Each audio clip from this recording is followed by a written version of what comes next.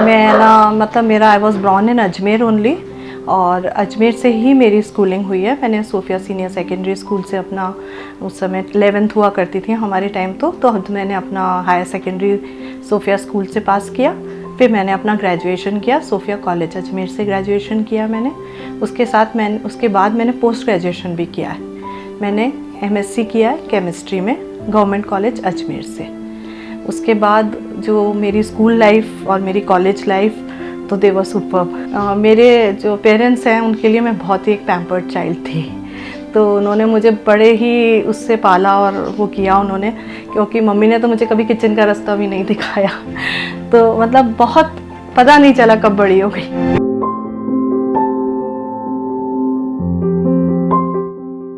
मैंने ना ऐसे रेलवेज़ के लिए जो वैकेंसी निकली थी तो उसका मैंने एग्ज़ाम दिया था, तो फॉर्चुनेटली मैं उसमें सेलेक्ट हो गई। और सेलेक्ट होने के बाद जैसे ही मेरा पोस्ट ग्रेजुएशन ख़त्म हुआ, मेरा अपॉइंटमेंट आ गया। तो मैंने 1987 में अपना रेलवेज़ को ज्वाइन किया as a junior accounts assistant. Post के हिसाब से जो ग्रेजुएट कोटा होता है उसमें मैंने अपना ज्वाइन कर लिया। फिर ऑफिस में यहाँ अजमेर में ही थी मैं, रेलवे के अकाउंट्स ऑफिस में मेरा हुआ था। उसके बाद फिर next phase of my life started when I got married, जब मेरी शादी हुई।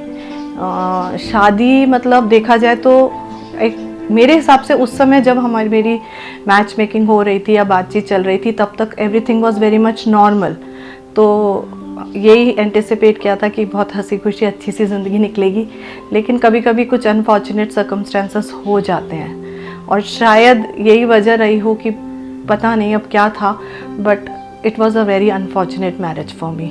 कुछ ऐसे सर्कमस्टेंसेस थे जो बेरेबल नहीं थे, मतलब कुछ ऐसी बातें थी जिसको आदमी बेयर नहीं कर सकता है। और ये उस समय की बात है, 90s की बात है, कि जब शादी को तोड़ना या शादी से दूर रहना एक बहुत बड़ी बात मानी जाती थी। लेकिन फिर भी मैंने बहुत कोशिश की कि हम दोनों के बीच की डिस्प्यूट ख़त्म हो जाए, पर बिकॉज जो मेरे एक्स हस्बैंड जो हैं, उनके अंदर कुछ ऐसी आदतें थी या बातें थी उनकी जो टॉलरेबल थी नहीं बिल्कुल भी। तो वो क्या एक्चुअली ड्रग्स लेते थे, और क्योंकि वो बहुत ही ड्रग एडिक्ट, जो ही वॉज एजुकेटेड, उन्होंने IIT दिल्ली से BTech किया था उस ज़माने में 90 में जब मेरी शादी हुई है। लेकिन वो क्योंकि ड्रग्स में थे और इतने ज़्यादा ड्रग एडिक्ट थे कि वो ठीक होने को भी तैयार नहीं थे। मतलब मेरे घर वालों ने, मेरे ब्रदर्स ने बहुत कोशिश की कि हम उनको ठीक करने की कोशिश करें, पर वो उसके लिए तैयार ही नहीं हुए।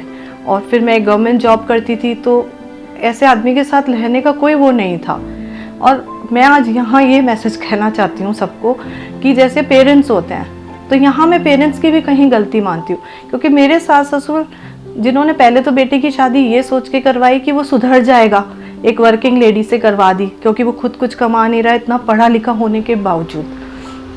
और फिर बाद में जब शादी के बाद जब बात निकलती है या बाहर खुलती है, वो खुद ही बोलते हैं कि अरे तुम छोड़ दीजिए, कोई बात नहीं, तुम डिवोर्स ले लो। तो मेरा ये मानना है कि सोसाइटी में ऐसे पेरेंट्स को ये ध्यान रखना चाहिए कि अगर उनका बेटा शादी करने को तैयार नहीं है या उस लायक नहीं है, तो उन्हें किसी दूसरी लड़की की ज़िंदगी नहीं ख़राब करनी चाहिए। मेरे लिए तो वो एक बहुत बड़ा शौक़ था, क्योंकि मैं जिस माहौल में रही थी, पली थी, बड़ी थी, वो बिल्कुल उससे ऑपोजिट माहौल में मेरी शादी हुई। और ऐसे माहौल में मैं कैसे रही है मैं जानती हूँ। और मैं गवर्नमेंट जॉब में थी, तो मैं ड्रग्स को लाना घर में या रखना घर में, वो भी इलीगल था मेरे लिए, तो वो भी बहुत बड़ा एक इशू था कि मैं उसको कैसे फेस करती। तो मैंने कोशिश की कि भाई ये सुधर जाएंगे, कुछ होगा, पर कुछ उसका नतीजा नहीं निकला। और अल्टीमेटली उसमें मेरे पेरेंट्स ने मुझे बहुत सपोर्ट किया। एक सबसे अच्छी बात रही कि उस समय मेरा बॉम्बे ट्रांसफ़र हो जाना। जब मैं बॉम्बे गई, वहाँ पे मैं बिल्कुल अकेली थी इतने बड़े शहर में। रेलवे की तरफ से हमें अकोमोडेशन प्रोवाइडेड थी, वहाँ पे मेरी जैसी और 2-4 यंग लड़कियाँ थी जो उस समय प्रमोट होकर मेरे साथ गई थी। उसके बाद हम लोगों ने धीरे धीरे उसको जीना सीखा। हमने वहाँ पे अकेले ट्रेन्स में आना जाना, लोकल ट्रेन्स में आना जाना सीखा, और धीरे धीरे हम उस चीज़ के लिए थोड़े इंडिपेंडेंस की तरफ अपनी बढ़ने लगे। तो जब मैं उस माहौल में गई और मुझे अपनी इंडिपेंडेंस का एहसास हुआ,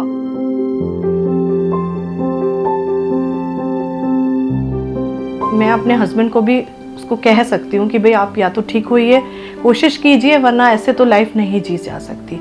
तो उस समय मैंने बॉम्बे जाके एक बहुत बड़ा 95 में डिसीजन लिया कि मुझे अपने हस्बैंड से डिवोर्स चाहिए। ऑब्वियस इनफ था, किसी को अच्छा नहीं लगा, फैमिली में तो बिल्कुल उस चीज़ का बहुत रिवोल्ट भी हुआ कि इस ज़माने में लड़कियों को इस तरह से नहीं करवाना चाहिए।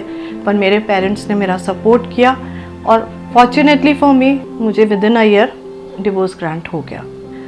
और वो डिवोर्स जो ग्रांट हुआ तो वो मेरे पास इतने ग्राउंड्स थे उस चीज़ के, क्योंकि मेरे हस्बैंड में एक बहुत बड़ी एक और आदत थी कि उस ज़माने में है ना, ये फ़ोन कॉल्स नहीं हुआ करते थे या व्हाट्सएप या मोबाइल्स, ये सब तो था नहीं। तो we used to write letters to each other, है ना। तो उन्होंने मुझे हमेशा ऐसे लेटर्स लिखते थे कि भाई अब मैं अजमेर जाके तुम्हारे पेरेंट्स को मार दूंगा, या इतने 1000 रुपये इस बैंक अकाउंट में कल तक जमा हो जाने चाहिए, और तुम जो शादी से पहले नौकरी करती थी उसकी सैलरी का क्या हुआ।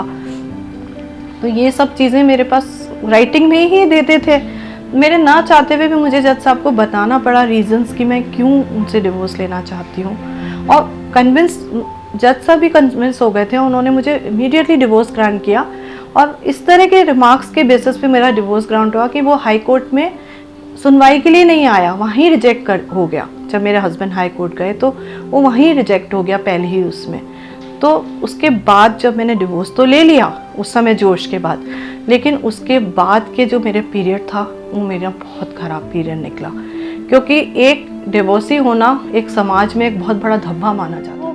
मैं यहाँ आई तो मेरे पेरेंट्स का जब मुझे सपोर्ट मिला, लेकिन जो मेरी सोसाइटी है यहाँ की अजमेर की, या जो अपने फ्रेंड्स होते हैं या जो अपनी फैमिली मेम्बर्स इनफैक्ट मैं ज़्यादा कहूँगी, उनको ये चीज़ अच्छी नहीं लगी। उनको लगा कि भाई ये तो लाड प्यार में अपनी बेटी को बिगाड़ रहे हैं और इसीलिए इसको घर पे बिठा के रख रहे हैं। लेकिन वो टाइम जो था वो मेरी ज़िंदगी का पीक, मतलब वो संघर्षपूर्ण टाइम था मेरा। तो उस समय जो मेरी स्थिति थी ना वो बहुत ख़राब थी, क्योंकि मैं कहीं किसी से मिलती नहीं थी, ना मैं सोशली किसी से बातचीत करती थी। यहाँ कॉलोनी में भी मैं किसी से बात नहीं करती थी, घर में ही रहती थी, ना किसी फंक्शंस को अटेंड करती थी, सिर्फ ऑफिस जाती थी और ऑफिस आ जाती थी। ऑफिस में भी मेरे पहनावे पे, मेरे बोलचाल पे लोग मुझे बहुत कमेंट करते थे, और लोग मतलब मेरे बारे में ही ऐसा लगा मुझे बात करते थे, और बात बात में बहुत टॉन्ट भी कसते थे मुझके ऊपर। मतलब मुझे बहुत कमेंट करते थे कि मतलब ये तो देखो डिवोर्सी है, ये है। और यहाँ एक समाज का एक बहुत बड़ा वो है कि हर डिवोर्सी को कैरेक्टरलेस मान लिया जाता है कि भाई इसका तो अब ये तो किसी भी साथ भी अफेयर कर सकती है या किसी के साथ, तो उस तरह के प्रपोजल्स भी आने लगे। तो लोग मुझसे इतने गंदे गंदे सवाल पूछा करते थे, जानबूझ के मुझसे पूछते थे, और आपके हस्बैंड हैं, ये हैं, कहाँ हैं, और जानबूझ के मतलब जो मेरी टेबल होती थी जिस पे मैं काम करती थी उसके ऊपर कुछ कुछ लिख के जाते थे। और अगर मैं किसी से कुछ बात कर भी रही हूँ, किसी जेंट से बात कर रही हूँ, कुछ ऑफिशियल भी बात कर रही हूँ, तो उस चीज़ का भी गलत मतलब निकाला जाता था।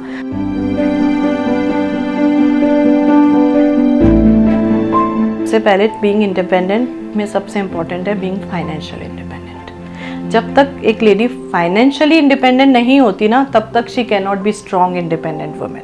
क्योंकि अगर आप अपना खुद कमाएंगे ना, तभी आप अपने लिए स्टैंड ले सकते हैं, मेरा ये मानना है। तो first and foremost for being a independent woman you have to be financially independent. तो आप कुछ, या तो आपकी जॉब हो, जॉब नहीं तो आपके पास बहुत सारी चीज़ें हैं जो आप कर सकते हैं। तो अगर आप फाइनेंशियली इंडिपेंडेंट हो जाते हैं तो एक आपके पास थोड़ा स्ट्रॉन्ग पॉइंट हो जाता है कि आप अपना व्यूज़ रख सकते हैं और आप अपने बारे में सोच सकते हैं या आगे कुछ कर सकते हैं, डिसीजंस ले सकते हैं। जो लोग फाइनेंशियली अगर अपन इंडिपेंडेंट नहीं होते हैं तो it is a difficult being an independent women, या अकेले रहना या थोड़ा सा अलग रहना डिफ़िकल्ट हो जाता है जब हम किसी के ऊपर डिपेंड हो जाते हैं फाइनेंशियली। तो वो सबसे बड़ा एक डिफ़िकल्ट फेज़ होता है जब लड़की इंडिपेंडेंट होती है या मेरी तरह अकेले डिवोर्स लेने का डिसीजन लेती है। तो और शायद यही एक डर है जो आज भी लड़कियों में रहता है कि वो सहती हैं, क्योंकि वो उस चीज़ को नहीं सहन कर पाती ना। एक अकेली इंडिपेंडेंट लेडी को टारगेट बनाना बहुत आसान है। ये देखो, मैं दोनों तरफ बात कर रही हूँ। मैं ये भी नहीं कहूँगी कि भाई हमें शादी नहीं करनी चाहिए। ऑब्वियस इनफ है, अगर आपको अच्छा पार्टनर मिलता है और आप बहुत खुश हैं शादी में तो कोई अच्छी बात है, आपको शादी करनी चाहिए, आप फैमिली के साथ रहिए। पर कभी किसी की अगर अनफॉर्चुनेटली शादी नहीं भी हुई है उसको नेगेटिव ना लें आप। मतलब ये ना सोचे कि शादी सब कुछ है लाइफ में, ये नहीं है कि शादी सब कुछ होता है लाइफ में। अगर हमारी शादी नहीं हो पाती है किसी वजह से, या कभी हम सिंगल हैं, तो हमें उस चीज़ को अपने आप को नेगेटिव नहीं बनाना चाहिए, हमें पॉजिटिव में लेना चाहिए कि being independent is also that important as being married.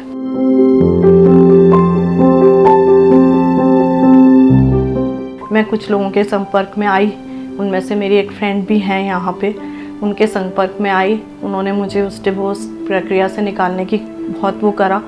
फिर मैं उसके बाद उन्होंने धीरे धीरे मुझे एक किट्टी मेंबर बनाया। उसके बाद जब मैं उन लोगों से मिली तो फिर उन्होंने मुझे कभी ऐसा हंस नहीं होने दिया कि मैं एक डिवोर्सी हूँ, मैं अकेली हूँ। तब मुझे थोड़ा थोड़ा मैं वापस सोशल उसमें अपने मिलना शुरू हुई। फिर जब मैं सोशल उससे मिली, उसके बाद ही मैंने ऑफिस में भी अपने आप को स्ट्रॉन्ग करने की कोशिश की। मैंने रियलाइज़ किया कि नहीं, ऐसा कोई गलत काम नहीं किया है मैंने।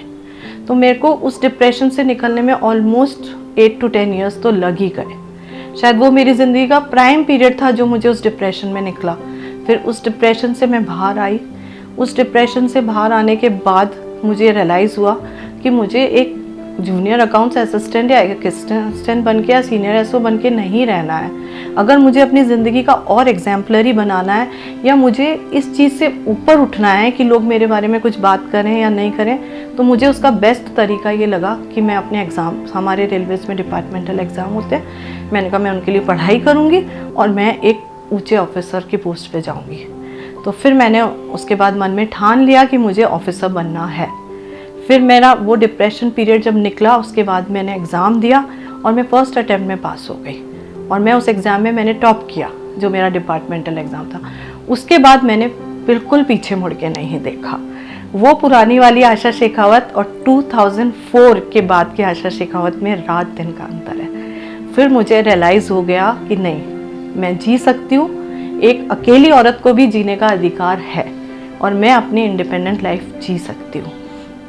उसके बाद मैंने 2004 में पास करने के बाद मेरी पोस्टिंग हुई और यहाँ इसी ऑफिस में अजमेर में मेरी पोस्टिंग हो गई। और उसके बाद जितने भी मेरे 1-2 प्रमोशंस और हो गए, फिर उसके बाद आज मैं सीनियर स्केल में आ गई हूँ। आज भी मैं अजमेर ही ऑफिस में, बाय गॉड्स ग्रेस मैं अजमेर में ही पोस्टेड हूँ और आज मैं बिल्कुल इंडिपेंडेंट अपनी लाइफ जी रही हूँ आराम से, और मुझे किसी तरह की कोई प्रॉब्लम नहीं है और मैं बहुत खुश हूँ। और मैं इस चीज़ को कि मैं एक डिवोर्सी हूँ, उस चीज़ को नेगेटिव नहीं लेती है, ना मैं उसके बारे में कुछ ऐसा सोचती हूँ कि कोई गलत किया है मैंने। तो मैं, और ये भी मेरे को ऐसा नहीं लगता कि मेरी ज़िंदगी में कोई कमी है। ठीक है, जो फैमिली नहीं है ठीक है, पर दूसरी मेरी एक्सटेंडेड फैमिली है। वैसे मेरे 2 ब्रदर्स हैं, भाभियाँ हैं, बच्चे हैं, बच्चे मेरे ही बच्चे जैसे हैं, वो मुझे अपने बच्चों कभी कमी महसूस नहीं होती। और सबसे बड़ा मेरा अपना एक फ्रेंड सर्कल है, वो लोग बहुत अच्छे हैं।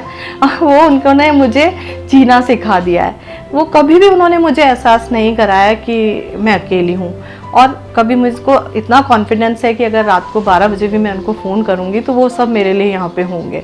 तो वो मेरा परिवार बन गए। तो ऐसा नहीं है कि आदमी अकेले कुछ नहीं जी सकता। आज मैं अपने सारे काम इंडिपेंडेंट करती हूँ। मैं अपनी खुद की सैलरी, अपना बैंक, अपना इनकम टैक्स सब कुछ खुद फाइल करती हूँ, खुद उसको हैंडल करती हूँ। मैं अपने बिजली का बिल, पानी के बिल वो भी अपने आप भरती हूँ।